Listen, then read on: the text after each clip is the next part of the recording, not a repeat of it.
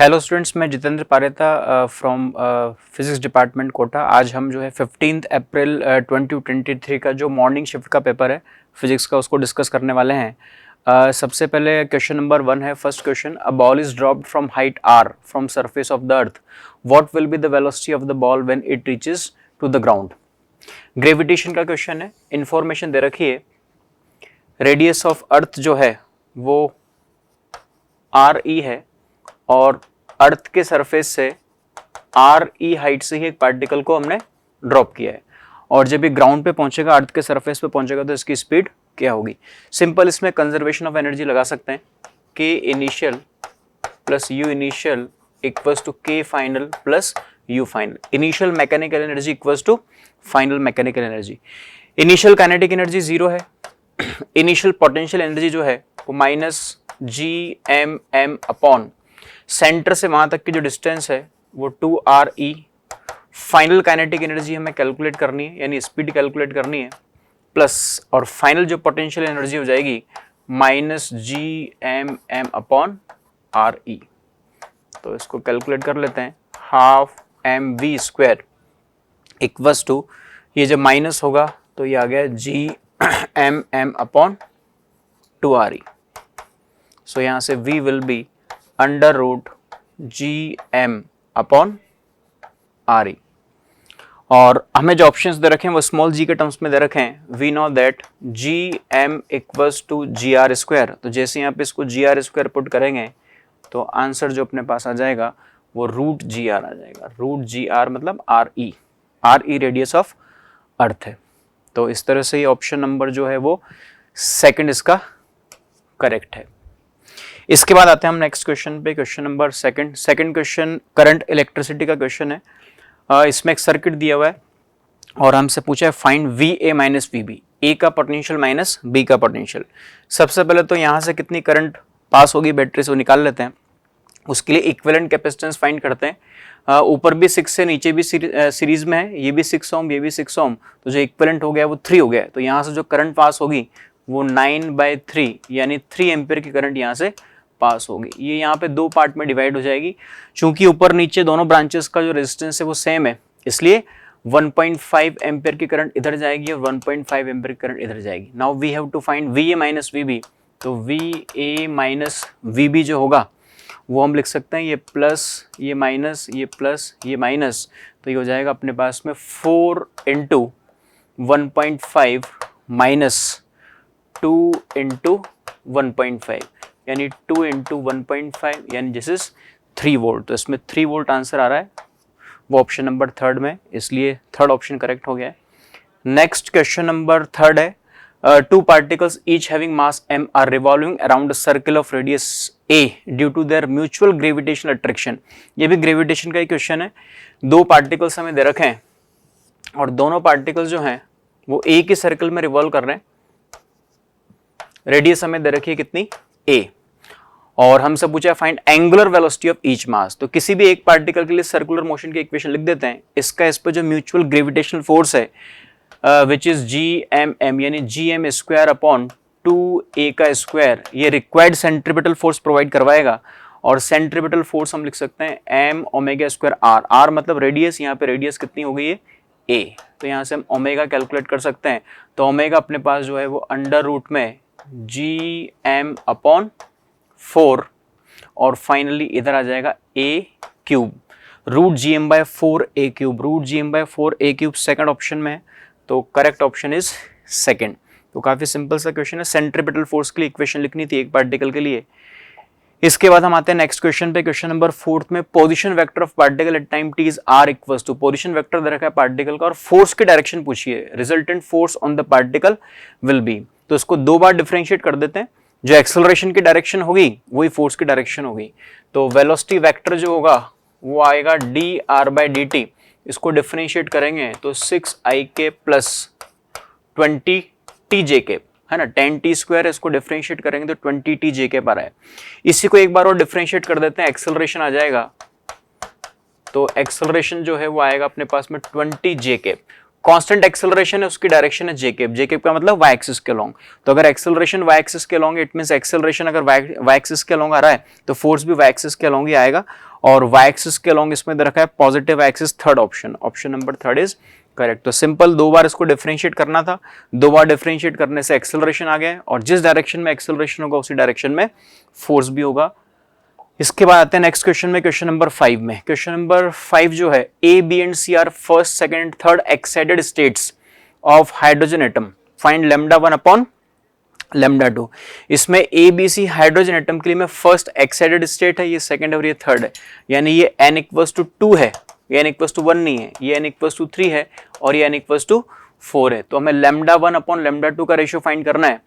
तो 1 by lambda 1 अगर लिखें तो फॉर्मूला जो होता है 1 बाय लैम्डा का, 1 by lambda is r 1 upon n1 square minus 1 upon n2 square, इसमें वैल्यूज पुट करनी है।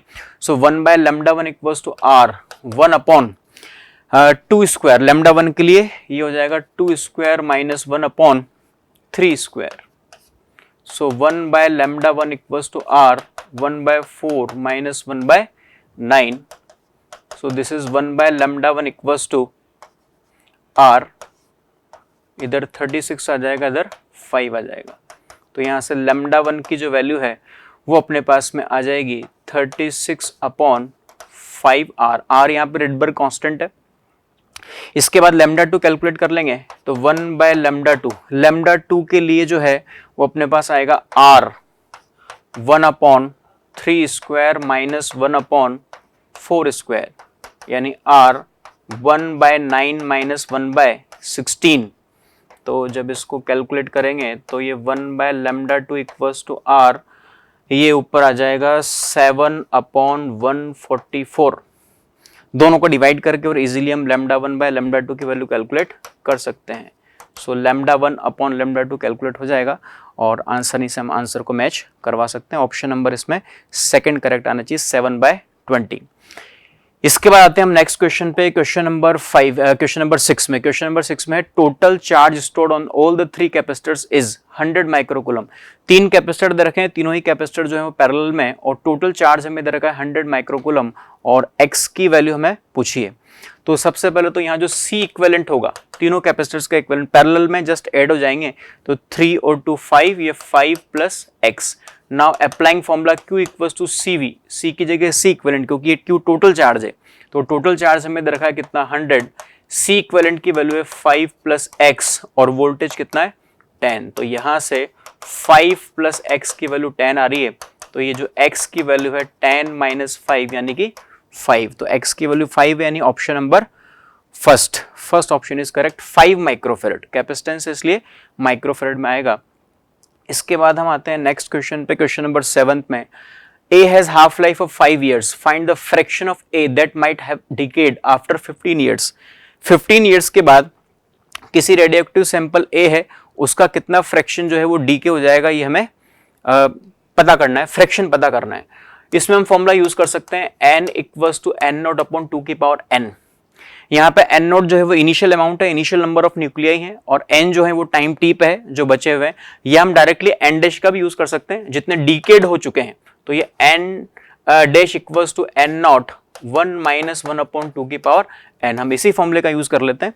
तो हमसे फ्रैक्शन पूछा है, तो फ्रैक्शन जो होगा डीकेड न्यूक्लियाई का फ्रैक्शन, रिमेनिंग का तो इससे आएगा, डीकेड का इससे आ जाएगा, तो ये हो जाएगा 1 माइनस 1 अपॉन 2 की पावर n। स्मॉल n यहाँ पे नंबर ऑफ हाफ लाइफ्स हैं, तो नंबर ऑफ हाफ लाइफ कैसे कैलकुलेट होगा, टोटल टाइम हमें दे रखा है 15 ईयर और हाफ लाइफ जो दे रखी है वो 5 दे रखी है, तो नंबर ऑफ हाफ लाइफ कितना हो गया 3, तो यहाँ n की जगह 3 पुट कर देंगे, 1 माइनस 1 अपॉन, तो ये 1 माइनस 1 बाय 8, यानी ये 7 बाय 8 इसका आंसर आ जाएगा।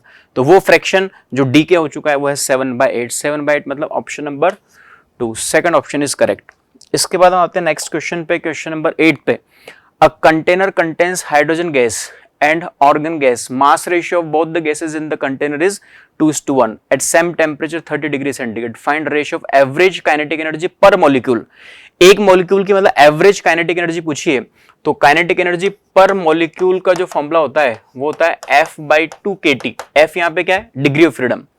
क्योंकि कंटेनर में दोनों ही तरह की गैसेज है, सेम टेम्परेचर में, तो टेम्परेचर सेम है, बोल्ट्जमैन कांस्टेंट भी सेम है, तो जब दोनों के लिए हम रेशियो निकालेंगे, average for hydrogen and average for organ, तो वो बस F का रेशियो बचेगा, यानी F degree of freedom for hydrogen upon degree of freedom for organ. Hydrogen यहाँ पे डायटोमिक गैस है, उसके लिए डिग्री ऑफ फ्रीडम 5 है और इसके लिए 3 है। So our answer is 5/3। 5/3 मतलब सेकंड ऑप्शन, तो सेकंड ऑप्शन इसमें करेक्ट होगा। इसके बाद हम आते हैं नेक्स्ट क्वेश्चन पे। क्वेश्चन नंबर 9 है, in single slit diffraction experiment angular position of first minimized 30 degree if wavelength used is 600 nanometer then find the slit width। Diffraction का क्वेश्चन है। मिनिमा के लिए हम जानते हैं कंडीशन a sin थीटा, अगर थीटा एंगुलर पोजीशन है nth minima के लिए और a जो है वो स्लिट विड्थ है, then a sin theta will be n lambda. यहाँ पे जो फर्स्ट मिनिमा है उसके लिए इंफॉर्मेशन पूछी है, तो a sin theta equals to lambda. Values put कर देंगे इसके अंदर, a equals to lambda upon sine theta. Theta की जो वैल्यू है 30 डिग्री दे रखी है, तो यहां से अपने पास आ जाएगा 2 लैम्डा। वैल्यूज पुट कर देंगे, लैम्डा की वैल्यू हमें गिवन है 600, तो 2 इंटू 600, इसका मतलब ये 1200 नैनोमीटर में आंसर इसमें आ जाएगा। तो 1200 नैनोमीटर जो है वो हमें इसमें माइक्रोमीटर में दे रखा है, तो इसको माइक्रोमीटर में कन्वर्ट करेंगे तो 1.2 माइक्रोमीटर आ जाएगा। तो option number third option is correct. इसके बाद हम आते हैं नेक्स्ट क्वेश्चन पे, क्वेश्चन नंबर 9 पे। क्वेश्चन नंबर 9 है velocity of wave in water v equals to, हमें रिलेशन दे रखा है, इधर वेलोसिटी है लैम्डा, इसमें जो है वो वेवलेंथ है, g ग्रेविटेशनल एक्सेलरेशन और रो डेंसिटी है। तो हमें a b एंड c तीनों की वैल्यूज हमें चाहिए होंगी। तो चेक करते हैं, देखो इसमें यूनिट एंड डायमेंशंस का क्वेश्चन है। लेफ्ट हैंड साइड में जो है वो वेलोसिटी है, तो ये l t की पावर -1 मीटर पर सेकेंड। लैम्डा जो है वेवलेंथ है, तो ये l हो जाएगा, तो l की power a। g gravitational acceleration है, तो ये l t की पावर -2 हो जाएगा और ये पावर b है।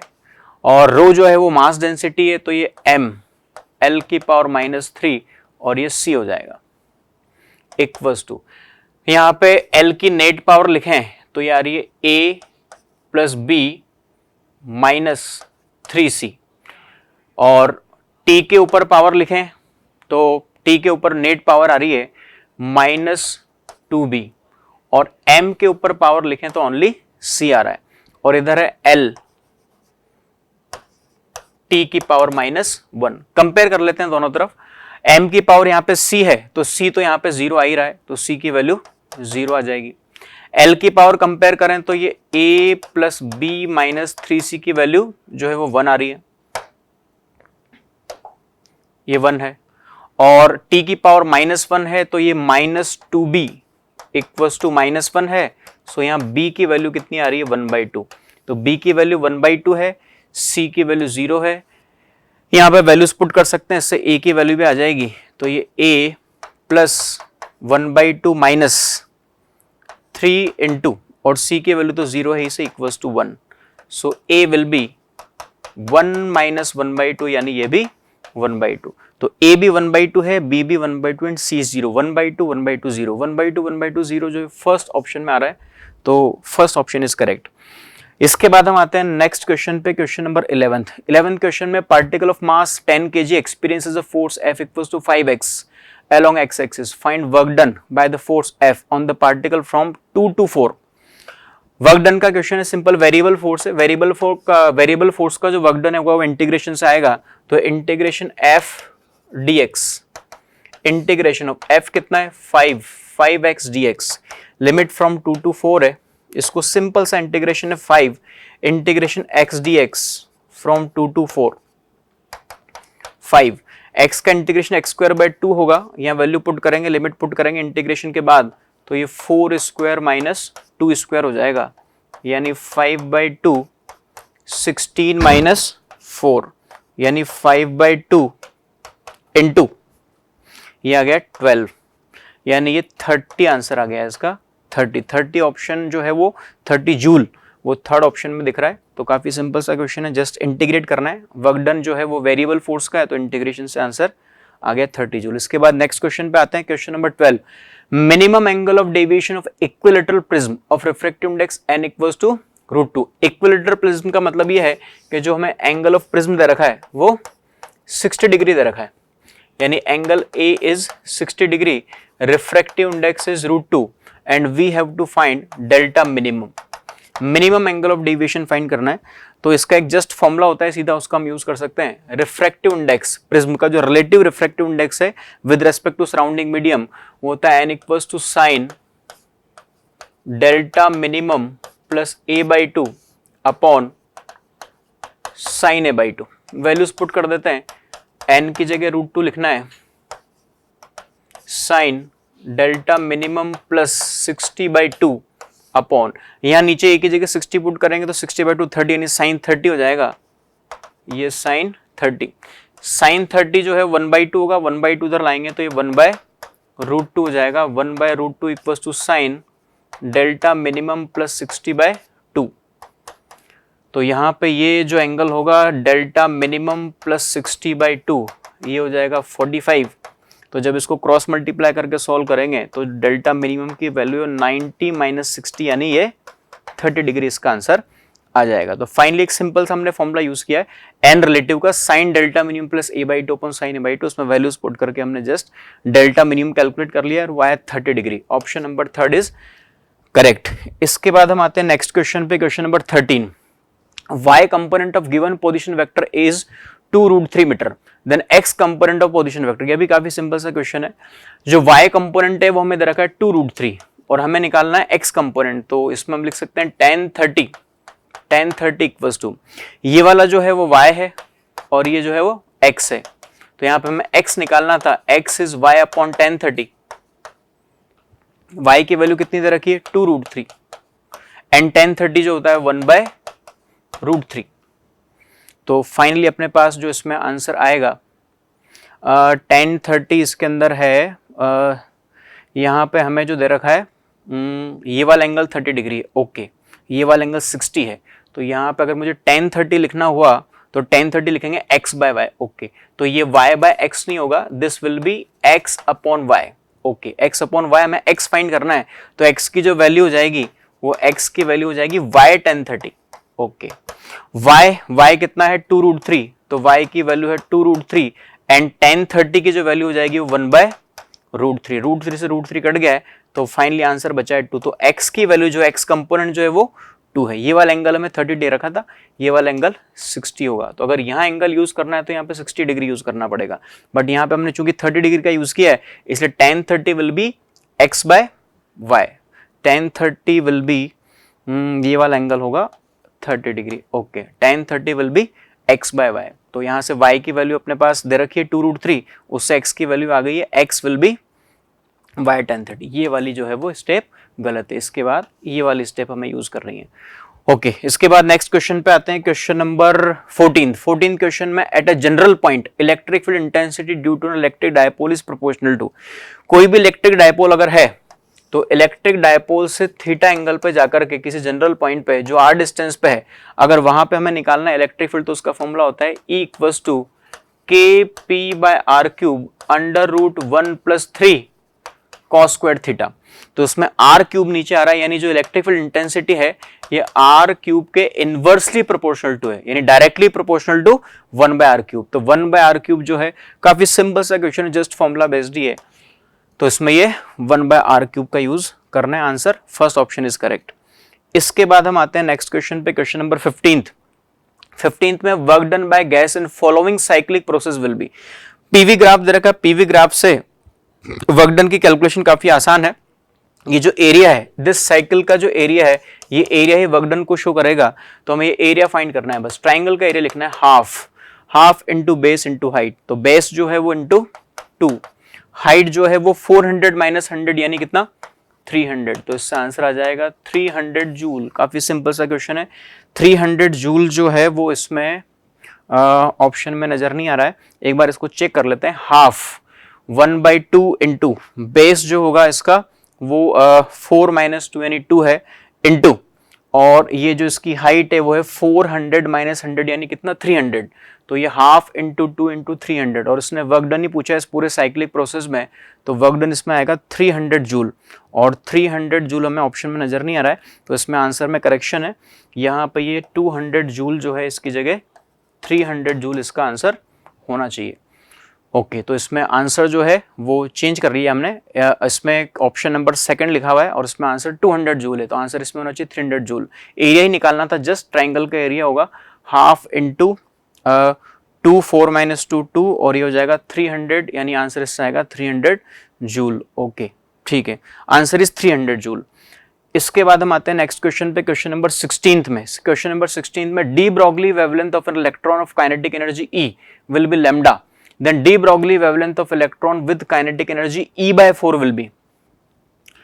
जो डी ब्रॉगली वेवलेंथ है वो होता है lambda equals to h/p, p momentum होता है और इसको एनर्जी के टर्म्स में लिखेंगे तो 2mk लिख देंगे। एक बार उसने एनर्जी को E से लिखा हुआ है तो यहां से E लिख देते हैं, h/√2me।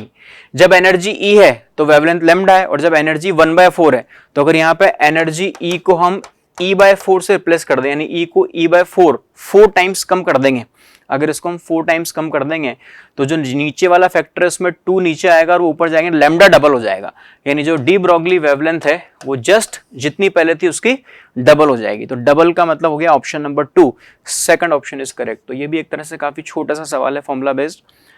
क्वेश्चन नंबर 16 के बाद हम आते हैं क्वेश्चन नंबर 17 पे। क्वेश्चन नंबर 17 जो है वो current I through battery will be, battery से कितनी करंट पास होगी, डायोड लगे हुए, सेमीकंडक्टर का क्वेश्चन है ये। इसमें बस ये देखना है कि कौन सी ब्रांच में करंट फ्लो होगी और कौन सी ब्रांच में करंट फ्लो नहीं होगी, कौन सा डायोड फॉरवर्ड बायस में है। तो ये पॉजिटिव है, ये बैटरी का नेगेटिव है, तो ये वाला जो होगा ये फॉरवर्ड बायस में होगा, ये रिवर्स बायस में होगा और ये वाला फॉरवर्ड बायस में होगा, यानी इस ब्रांच में करंट फ्लो नहीं होगी। अगर इस ब्रांच में करंट फ्लो नहीं होगी तो रेजिस्टेंस काम में नहीं आएगा, फिर ये और ये दोनों रेजिस्टेंसेस सीरीज में हो जाएंगे, तो 10 और 10 20 हो जाएगा, 20 फिर 10 के साथ जो पैरेलल में आएगा, तो जो सर्किट का आर इक्विवेलेंट होगा वो हो जाएगा 20 इंटू 10 अपॉन 20 प्लस 10, यानी हो जाएगा 200/30। This will be R equivalent, पूरे सर्किट का इक्विवेलेंट रेजिस्टेंस ही होगा। करंट कितनी बैटरी से पास होगी उसके लिए हम V/R इक्विवेलेंट कर देंगे, वोल्टेज बैटरी का 10 दे रखा है और आर इक्विवेलेंट जो है वो 200/30 ये हमें दे रखा है, तो यहां से 3/2 यानी 1.5 एम्पियर। 1.5 एम्पियर का मतलब option number third, option number third is correct. काफी सिंपल सा क्वेश्चन है, इसमें बस फॉरवर्ड रिवर्स बायस चेक करना है, तो ये वाला डायोड और ये वाला डायोड, दोनों डायोड फॉरवर्ड बायस में, ये वाला डायोड जो रिवर्स बायस में, इसमें करंट फ्लो नहीं होगी, उससे ये दोनों सीरीज में आ गए, फिर उसके साथ पैरेलल में आ गया, आर इक्विवेलेंट फाइंड कर लिया, ओम्स लॉ लगा दिया। इसके बाद हम आते हैं नेक्स्ट क्वेश्चन पे, क्वेश्चन नंबर 18 पे। String is fixed at both the ends, linear mass density of the string is 20 gram per meter, string vibrates in its first harmonic with frequency 50 hertz, find speed of the wave on the string, total mass of the string is 18 ग्राम। एक string है, दोनों and पे वो fixed है, ठीक है, और उसकी जो फर्स्ट हार्मोनिक फ्रीक्वेंसी यानी फंडामेंटल फ्रीक्वेंसी है वो मैं इधर रखी f इक्वल्स टू कितना 50 हर्ट्ज, और हमसे इसने पूछा स्पीड, तो फंडामेंटल फ्रीक्वेंसी का फॉर्मूला होता है इसमें V/2L, तो V को अगर अलग करें तो V इक्वल्स टू हो जाएगा 2FL, वैल्यू पुट करते हैं 2F, फ्रीक्वेंसी कितनी है 50, L निकालना है, बस स्ट्रिंग की लेंथ फाइंड करनी है। स्ट्रिंग की लेंथ कैसे फाइंड कर सकते हैं, हमें लीनियर मास डेंसिटी दे रखी है म्यू, वो दे रखी है 20 जो होता है मास बाय लेंथ, मास हमें दे रखा है 18/L कर देंगे, तो यहां से टोटल लेंथ आ जाएगी अपने पास स्ट्रिंग की 18/20, तो यहाँ पे इसको 18/20 को आप लिख सकते हैं 0.9 मीटर हो गया ये, तो दिस इज 0.9 कर देते हैं इसको, तो फाइनली अपने पास जो है आंसर आ जाएगा 90, दिस विल बी 90। इसने स्पीड पूछी है मीटर पर सेकंड, 90 मीटर पर second is the correct answer, तो इसमें ऑप्शन जो होगा वो सेकंड ऑप्शन होगा। ये भी काफी सिंपल सा क्वेश्चन है। Fundamental frequency, first harmonic frequency जो है वो V/12 उसका फॉर्मूला होता है, वहां से हमने V को अलग किया है, F की वैल्यू गिवन थी, L की वैल्यू हमने निकाल ली है, जस्ट लीनियर मास डेंसिटी होता है मास बाय लेंथ, उससे लेंथ कैलकुलेट करके वैल्यू पुट कर दी है। इसके बाद आता है नेक्स्ट क्वेश्चन, क्वेश्चन नंबर 19 में। इन SHM के लिए 4 स्टेटमेंट हमें दे रखे हैं। स्टेटमेंट 1 में है direction of acceleration displacement are always opposite to each other, ये बिल्कुल सही है।